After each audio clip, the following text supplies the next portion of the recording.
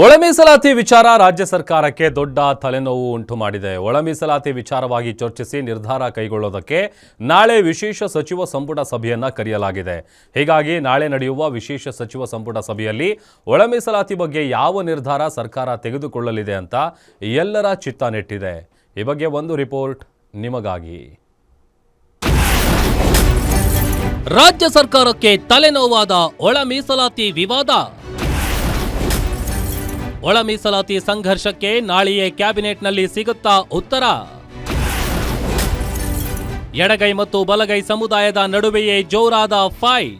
S, ಕರ್ನಾಟಕದಲ್ಲಿ ಪರಿಶಿಷ್ಟ ಜಾತಿಯ ಒಳ ಮೀಸಲಾತಿ ಜಾರಿ ವಿಚಾರವು ತೀವ್ರ ರಾಜಕೀಯ ಜಟಾಪಟಿಗೆ ಕಾರಣವಾಗಿದ್ದು, ದಲಿತ ಸಮುದಾಯಗಳ ಒಳಗೆ ಮತ್ತು ಕಾಂಗ್ರೆಸ್ ಸರ್ಕಾರದಲ್ಲಿ ಭಿನ್ನಮತ ತಾರಕಕ್ಕೇರಿದೆ.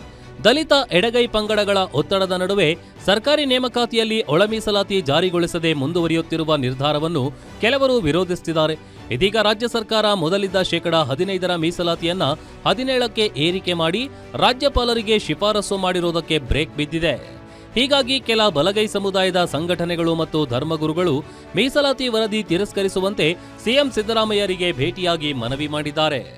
ಶೆಡ್ಯೂಲ್ ಕ್ಯಾಸ್ಟ್ ಅಂದರೆ there is no left and right.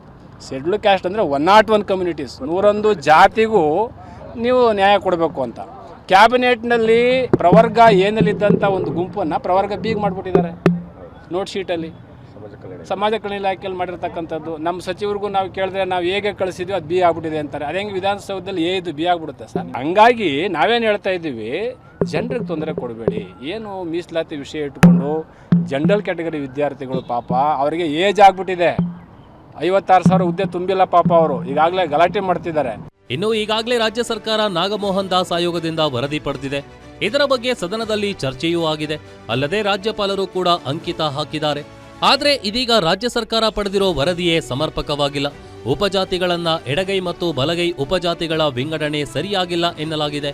ಹೀಗಾಗಿ ನಾಳೆ ಕರೆದಿರುವ ವಿಶೇಷ ಸಚಿವ ಸಂಪುಟ ಸಭೆಯಲ್ಲಿ ಒಳ ಮೀಸಲಾತಿ ಮರುಹಂಚಿಕೆ ಚರ್ಚೆ ನಡೆದು ಇದಕ್ಕೆ ಶಾಶ್ವತ ಪರಿಹಾರ ಸಿಗಲಿದೆ ಎನ್ನಲಾಗಿದೆ.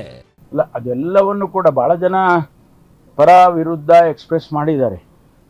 ಭಾಳ ಜನ ಭಾಳ ಸಂಘಟನೆಗಳು ಮಾಡಿದ್ದಾವೆ, ಆಮೇಲೆ ಧರ್ಮಗುರುಗಳು ಮಾಡಿದ್ದಾರೆ. ಇದನ್ನೆಲ್ಲ ಚರ್ಚೆ ಮಾಡ್ತೀವಿ 24 ನಾಳೆ ಕ್ಯಾಬಿನೆಟ್, ಸ್ಪೆಷಲ್ ಕ್ಯಾಬಿನೆಟಲ್ಲಿ ಏನಾದರೂ ನಾಳೆ ತೀರ್ಮಾನ ಆಗುತ್ತೆ ಸರ್? ಆಗಬೇಕು ಅಂತೇಳಿ ನಾನು ಆಶಾವಾದಿಯಾಗಿದ್ದೇನೆ. ಆದರೆ ನಮ್ಮ ಸಮಸ್ಯೆಗಳು ಬಗೆಹರಿಯುತ್ತವೆ.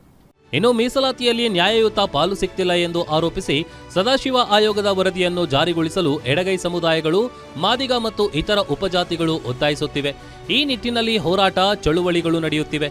ಈ ನಿಟ್ಟಿನಲ್ಲಿ ಚರ್ಚಿಸಿ ನಾಳೆಯ ಸಚಿವ ಸಂಪುಟ ಸಭೆಯನ್ನು ತೀರ್ಮಾನಿಸಲಿದ್ದಾರೆ ಎನ್ನಲಾಗಿದೆ. ಒಟ್ಟಾರೆ ರಾಜ್ಯದಲ್ಲಿ ಒಳ ಮೀಸಲಾತಿ ಗೊಂದಲ ದಿನದಿಂದ ದಿನಕ್ಕೆ ಜೋರಾಗುತ್ತಲೇ ಇದೆ.